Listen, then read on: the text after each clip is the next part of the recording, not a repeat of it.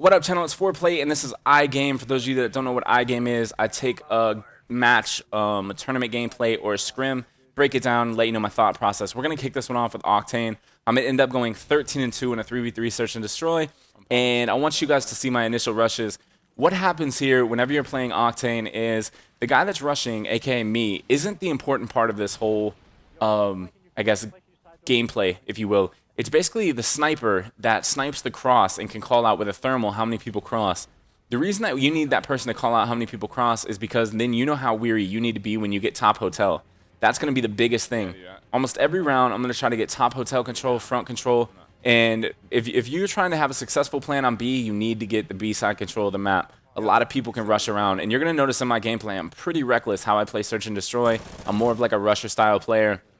And it works for me. You guys know I've always been kind of an unconventional style player. So here you're going to notice I'm just kind of creeping around. Whenever my teammate calls out, for example, if he goes, all right, so 2 crossed, then I'm going to have a different spot I go to. A lot of the times if he says 2 crossed, then I'm going to go to a spot where only I can see them and I can't be killed. You're going to notice here I'm going to spot him. I'm going to go up top. I'm going to actually miss him on the right and then jump off the top ropes, dominate him. And yeah, so that's going to get us off to a good 1-0 lead. And a lot of the times in 3v3s, it's so different because the map can be opened up different, and you're going to have different rushes that work, different rushes that don't. So you're going to need something that's going to counter the cross. For my counter the cross, I run lightweight marathon, and I honestly only get sniped, or agility marathon, I'm sorry. And I only get sniped really once out of 10, and that's no matter who I'm playing, whether it's a good team, bad team, doesn't matter. You can't jump like that. Don't jump like that or you're going to get sniped. You're going to notice here I get stunned off the first round, and what they're trying to do is isolate me so I can't get across. And if they do that, then sometimes you need to redirect what you're going to do. I'm going to focus on getting up top, and I'm going to play it a little bit slower. Sound whore, you're right. Make sure you use those headsets that you pay so much dear money for.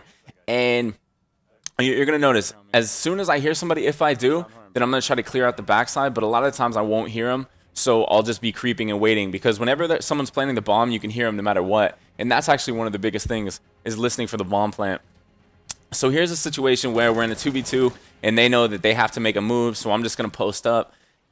Sometimes I'll hear somebody, sometimes I won't. You're going to notice me rotating back across, and right here is a good spot, because as soon as he turns that corner, I'm going to have first initial shot. And just because you're in this spot doesn't mean that you need to engage in the gunfight right away.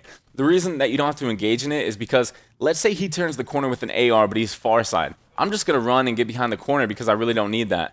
You're going to notice he's going to take out my teammate. I'm going to hit him with a Peyton Manning pre-nade. We're off to the Super Bowl. Lead your receiver.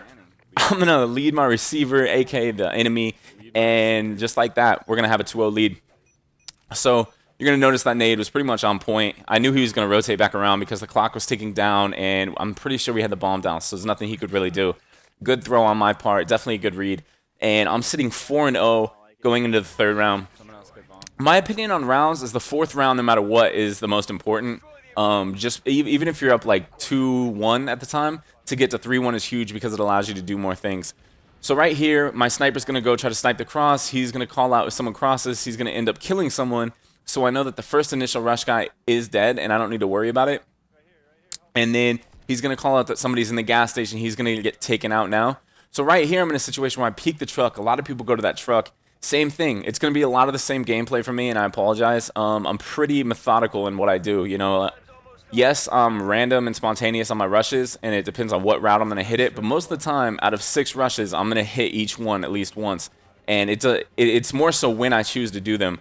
A lot of the times on offense, I like to choose when I'm aggressive. If you play aggressive off the jump and establish map dominance, then they know what you need to do. Right here, you notice this is another risky play even by me, because if he would have peeked that with a sniper, or if he would have peeked that with another style gun, then it would have been a little bit more difficult for me to try to do that. You're going to notice that I naded there, definitely messed up my nade. I wanted to nade over because he called out top pawn. I'm going to throw that smoke, not because I want him to plant right away, but just because I wanted him to peek out. A lot of times whenever you plant or you throw a smoke, people are going to come out of their little nest holes that people tend to hide in because they think that you're planting the bomb. I'm going to see him middle map. I'm going to rotate back around, and then I'm going to play the game. And right there, Samurai Jack dominates me with that knife. I remember during this game when he knifed me, I thought I was playing Halo because that lunge was absolutely ridiculous, and I was so pissed off. I'm not even going to lie about it. A lot of times, even in that situation, I could have played that so much safer. I could have just laid down and waited because we ended up losing the round. The kid clutches a 2v or a 1v2 on us because I'm gonna go ahead and take the fault for that, and I'm gonna say, listen, that was my fault. I shouldn't have pushed up and got aggressive. I was sitting 4-0, so I was a little too confident. I push up, the kid pulls out a samurai sword and guts me, and there's really nothing I could do there. So I definitely should have laid down and not put my sniper in a situation where he's by himself. A lot of people like to run overkill, which is smarter. If he had overkill on, it would have been him versus like a tar versus whatever gun that the opposing enemy had.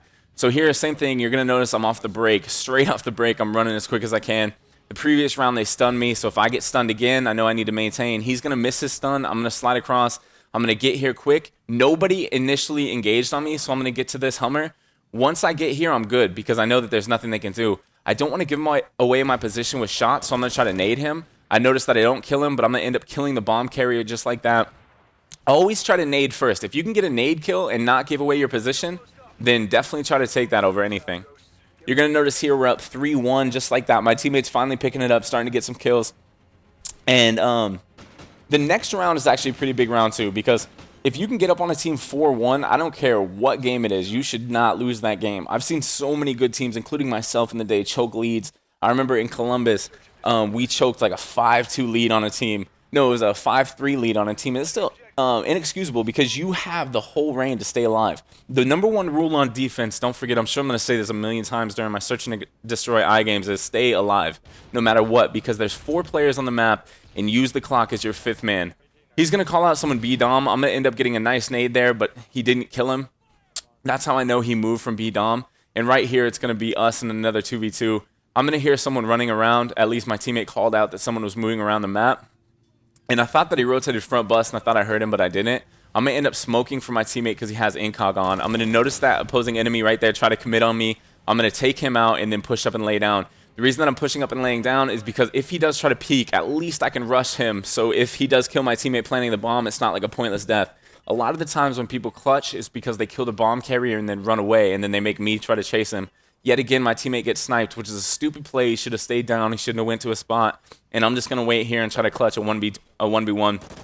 Yet again, not moving, laying down, picking up an easy kill. And a good spot, or a good thing about that spot is, you know, whenever you're like in a semi, you can see him cross between the like the grate, or you can see his feet. So most of the time, you're gonna have the advantage of looking at him before he even turns the corner. And this is a long iGame. I'm not gonna lie to you. Doing all 6 rounds of a Search and Destroy iGame, I feel like I'm just talking, but it's pretty easy because I get to explain exactly what I was thinking. So in this round, another defense. This is a big round. I don't really like to give up too many rounds. Right now I'm sitting at a good 7-1, so let's say I can get off to another 3 kills, then I'm going to be 10-1. That's straight confidence. But you're going to notice I see one guy going up top. He doesn't even peek my corner, which is stupid because I've been rushing. He thinks that he can get there fast and tries to do what I do. I'm going to end up taking him out. And right now we're sitting in a 3v1 situation, or a 3v2 situation, I'm sorry. Right here I'm going to push up into strip because I know that the sniper has been rotating from the Hummer or the strip, and then he calls out that they're pushing A. So I'm going to try to rotate and try to help him at A. If he's watching A, that means I know the bomb carrier either rotated back to B or they didn't pick up the bomb. So I check the bomb isn't there, so that means he has the bomb. More than likely he's going to plant at B. I'm sitting top strip in this situation, just scoping the area. To be honest, I messed up here because in my head I knew that he was pawn or pawn side of the map, and I should have called that out. In fact, I was sitting here and I was like, there's no way that he's on my side of the map. There's no way that he got to that side of the map. He has to be pawn when they rushed across. So here, all of a sudden, I'm going to end up going to A, I believe, on this spot. And I'm going to try to nade A side. I believe, yeah. So this is when I nade A. He's going to end up planting B. So I end up messing up. I guarantee you he rotated from pawn back to B side on the plant. And now right here, another situation. When you're with a teammate, you want to try to work this together. Because if your teammate dies... sorry about that. Right here is funny because I didn't know that he actually got the kill or whatever. Because the scoreboard is so lame on this game comparative to other games. But yeah, you always want to pinch together. You want to pinch an area together when it's a 2v1 because let's say he takes out your teammate. He doesn't have time to get away. Sometimes a good player can clutch an easy 2v1. If let's say he's hiding in a corner, he's going to pick me off and pick someone else off. But in that situation, you always want to pinch. So we're in a 5-1 game here. We got about 2 minutes left. I believe we lose this round, or I know I have another death coming up. I don't think it's this round, though.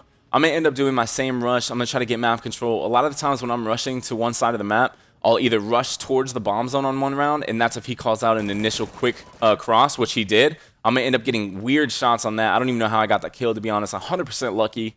And that's the thing. I can admit that. That's the one perk about using a Bison comparative to Tar, is you're going to get those crazy hipfire kills. I didn't even have steady aim on that class, to be honest, and I just got a lucky kill. But I'm sure he had, I think he had a Tar or he had a Remington. If he had a Remington, then obviously there's no wonder why I dominated him on that.